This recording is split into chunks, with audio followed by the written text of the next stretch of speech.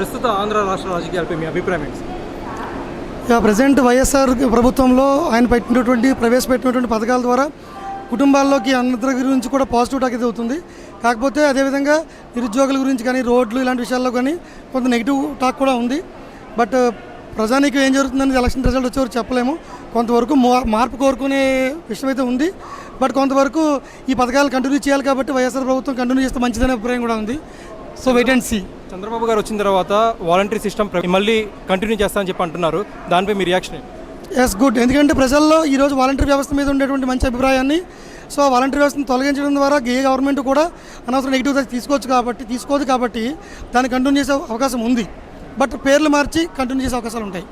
ప్రస్తుతం ఉన్న పరిస్థితి దృష్ట్యా వైఎస్ జగన్ గవర్నమెంట్పై కాస్త కోస్త నెగిటివిటీ ఉంది. ఆ నెగిటివిటీని వైఎస్ జగన్ నెట్టుకొస్తారంటారా? ఖచ్చితంగా ఆయన ప్రవేశపెట్టిన పథకాల గురించి చెబుతూ ఇక ఏదైతే నెగిటివ్స్ ఉన్నాయో ఆ నెగిటివ్స్ని ఓవర్కమ్ చేస్తూ ఆయన ఎలా నెట్టుకొస్తారనేది ప్లానింగ్ ఖచ్చితంగా ఆయనకుంది. ఖచ్చితంగా జరుగుతుంది కూడా. ఎన్డీఏ కూటమిలో టీడీపీ జనసేన చేరాయి. సో అది ఆ కూటమికి బలపడే అంశమా లేకపోతే ఇంపాక్ట్ తగ్గే విషయమా? ఖచ్చితంగా బలపడే అంశమే.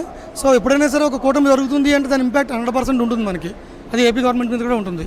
ప్రధాని మోదీ చరిష్మా ఆంధ్రప్రదేశ్లో పనిచేస్తుందంటారా?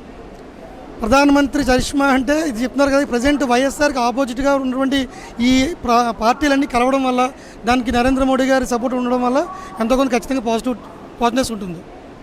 సింహం సింగిల్గా వస్తుందని చెప్పి జగన్ ప్రచారం చేసుకుంటున్నారు. వాళ్ళందరినీ ఒక గుంపు నన్ను ఏం చేయలేదనే విషయాన్ని వైఎస్ఆర్సీపీ ఎక్కువగా ప్రొజెక్ట్ చేస్తుంది. దాన్ని ఎలా చూడొచ్చు అంటారు? Yes, wait and see. Results వస్తే తప్ప సింహం ఏంటో తెలియదు కదా. ఖచ్చితంగా కాన్ఫిడెన్స్ లెవెల్ అయితే హ్యాపీగా ఆయనకు ఉందండి.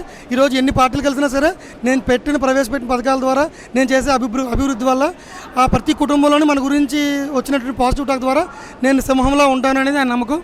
మేబీ జరగకపోవచ్చు. చంద్రబాబు నాయుడు గారికి ఆఖరి ఎన్నికలు. ఈ ఎన్నికల్లో చంద్రబాబు నాయుడు గారికి ఇంకొకసారి అవకాశం ఇద్దామని చెప్పి ప్రజలు ఏమైనా భావించే అవకాశం ఉందంటారు? ఖచ్చితంగా. ఎందుకంటే చంద్రబాబు నాయుడు గారు పెట్టుకునే అంశాల్లో ఇది ఒక అంశం. సో చివరిగా జనాల్లో కూడా ఒకే ఒక అవకాశం చివరిగా అనే పాజిటివ్ థాట్తో ఇచ్చే అవకాశం కూడా ఉందండి. Last final question sir, Pawan Kalyan ఈసారి రాజకీయాల్ని గేమ్ చేంజర్గా భావించవచ్చా? రాజకీయాన్ని శాసించే విషయం పవన్ కళ్యాణ్లో ఉందంటారు? సో ఈసారి ఖచ్చితంగా గేమ్ చేంజర్గా చేద్దామని ఆయన ట్రై చేస్తున్నారు. బట్ కూటమి ఎఫెక్ట్ ఎంతవరకు వస్తుందనే దాన్ని బట్టి గేమ్ చేంజర్ అవుతాడని రిజల్ట్స్లో తెలుస్తుంది మనకి.